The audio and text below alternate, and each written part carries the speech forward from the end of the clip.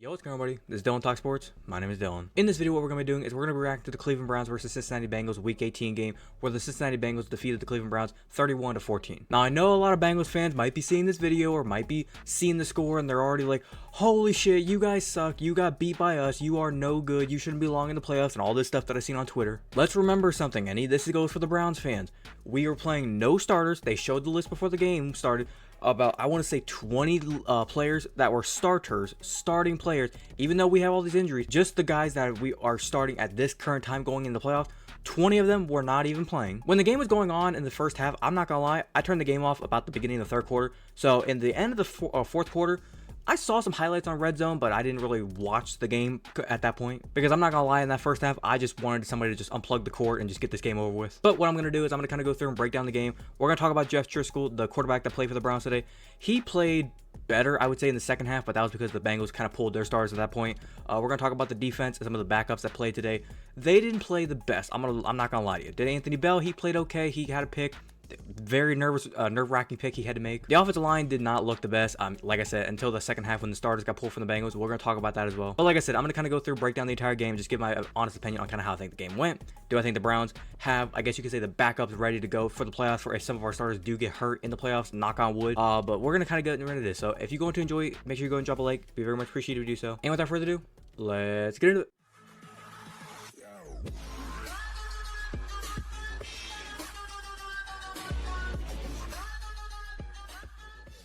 All right, like I said, 14-31, very ugly game. Looking at the Browns, kind of look at the stats. So let's go ahead and look at the stats first. Like I said, Jeff Driscoll, he played okay, I guess you could say. He got sacked a few times. He had the interceptions. The first interception, that one was bad. The second interception, which was later on in the game, he kind of like got his arm smacked, went up in the air.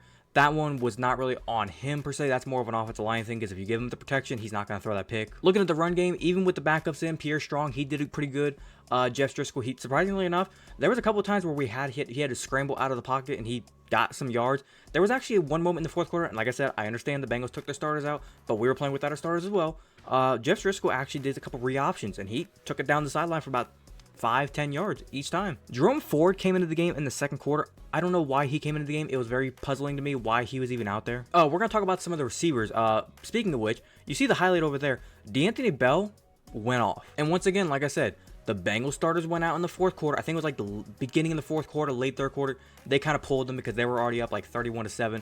They didn't need to play anymore. But the Anthony Bell had two big grabs. I mean, he had the one grab there at the back left corner of the end zone, and then he had another one where it looked like a jump ball. The two corner and the safety were kind of coming together to kind of collide on him.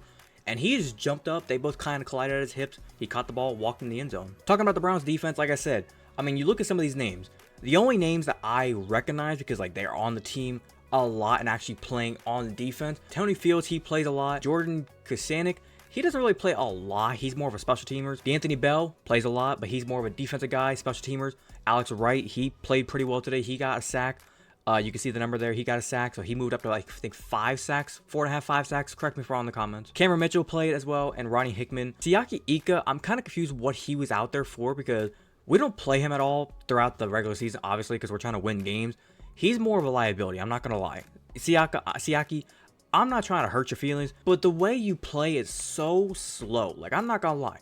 You need to drop some pounds, big boy. Like, he needs to get down at least 20 to 30 pounds lighter, because when he runs, it's like he's like running against the wind. Now, when it comes to the defense, how they played, like watching them, they just felt very out of sync. Like, almost like, and you could tell because they're not out there a lot. They don't play with each other a lot. So they didn't really understand each other's tendencies, their strengths, their weaknesses. Jim Schwartz tried to put them in situations that they could succeed. It didn't really work out, I'm not gonna lie. Because there's times where a player, when you watch them or watch players play on the field, coaches can put them in positions towards like, okay, they at least look like they're trying to play good, or like they have the positions. It's just the players' talents are not there to help them combat what the other opponent is doing. With this game, it just felt like everything was wrong. The players were wrong, and even the coaching adjustments were wrong. A couple other things I want to talk about.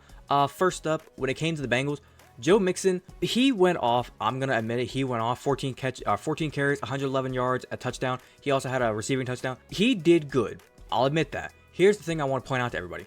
Everybody's online talking about Joe Mixon. What the hell are you celebrating for? And I was even like that at first. Why are you celebrating? You're going against backups. Why are you acting like you just won the Super Bowl? Check out the little clip right there. The 2 touchdowns earned him an incentive, so I understand it. He got the 2 touchdowns. When he got that second touchdown, he kind of was doing a little money thing, so I get it. I'll give you that. If you didn't have an incentive into this and you were celebrating like that, I'd be looking at you like, you fucking bozo. What are you celebrating for? But when you got money on the line, you gotta celebrate. Kind of looking at the Bengals of how they played. Like I said, when you're playing your starters and the other team is not, you're gonna look good. Jake Browning, 18 and 24, 156 yards, the 3 touchdowns. He looked good. Now, the 1 interception, like I said, from D'Anthony Bell, that probably could have been a non-interception because that was bopped around and slapped around quite a bit. It was in the air for a long time, I'm not going to lie. But it's almost like in the preseason, if you think about taking preseason players and moving them to the regular season saying, go play, almost like little giants, you're gonna get your ass smacked. Other than that, when it comes to like the stats and like the way how the guys played, it was a very much just like an exhibition game. The Browns were not trying. The Bengals, for some reason, were trying, and I get it. You have a dead corpse there, why not fucking kick it? It's kind of the same example for how this game went. It's almost like the expression of beating a dead horse. The Browns were the dead horse, we were just laying there, letting you beat us up, and you took advantage of it. Now, before I get into my last point, I just want to take a second, and you're going to call me childish, but I want to combat some of the Bengals troll fans in the comments on Twitter, Instagram, and all over the place. For those of you who are trolling, and I get it, you're trolling, haha, jokes. The troll that I do not like is the fact of, you're saying we are losing this game because you are better. We don't deserve to be in the playoff. You guys are so much better than us. Blah, blah, blah, blah. Buddy, we're not playing any of our starters. Nobody's out there. And the fact that we're even saying, man, Joe Flacco should not play right now. He needs to be ready for the playoffs.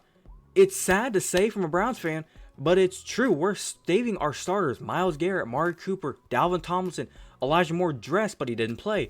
A lot of our guys were not even playing in this game. And as you saw in this game, when you play backups and you play third stringers and fourth stringers and janitor boys and school teachers, you're gonna beat up on them 24-0 at halftime. But then as we saw, it's the same exact thing that I just said. You're gonna beat up on trash boys. But then the second you guys were up about 24-0, 31-7, and you took out your starters and you were like, okay, yep, this game's done. Let's take our starters out. We're good to go. We started scoring, like I said, scored the touchdown, scored another touchdown. I think it was like 31-0. We scored the first touchdown, scored the second touchdown, started moving back down moving the ball down the field with pretty much a good ease. And everybody in the Bengals are like, man, what are y'all so excited for scoring? You guys are scoring against our second and third string. Weren't you the ones just fucking skipping rocks and cheering just like 10 minutes ago? I'm sorry for the little rant, but I'll move on. But now to kind of wrap it up and talk about this. I think it was a smart thing that we rested all our guys. And like I said, yes, this game sucks that we lost the way we did, but we move on. We're now healthy. A lot of guys are going to be ready to go for the playoff. We're going to be playing Houston. I didn't want that game. I wanted to play Jacksonville. Jacksonville choked in the end. We'll talk about that game in the game recaps later in the week, but we're going to be playing Houston. CJ Stroud looked, I'm not going to lie, he looked pretty damn good against Indianapolis. He looked good all season. He's coming off the concussion. He looked, I wouldn't say the best he's looked all season long in that Indianapolis game, but he still looked pretty damn good. If this Browns team that we saw play against like the Jets and Houston last time, and let's put it this way, CJ Stroud, yes, he didn't play against Houston last time, but the defensive guys that were there last time are going to be there again. If we can go out there and Joe Flacco can put up an offensive performance, and I know Amari Cooper's not going to put up 250 something receiving yards like he did last time, that's not going to happen. But if we can get a type of performance, get Amari Cooper up to about 100 receiving yards, get Elijah Moore about 100 receiving yards, get David Njoku moving around in that field, get some yak going, get the run game going. If we can make that happen, the defense doesn't need to shut out CJ Stroud like they did with Case Keenum, but at least give us a chance to where Joe Flacco can go out there and put up 24, 27 points, hold CJ Stroud under about 20, and let's try and get out of there with a win.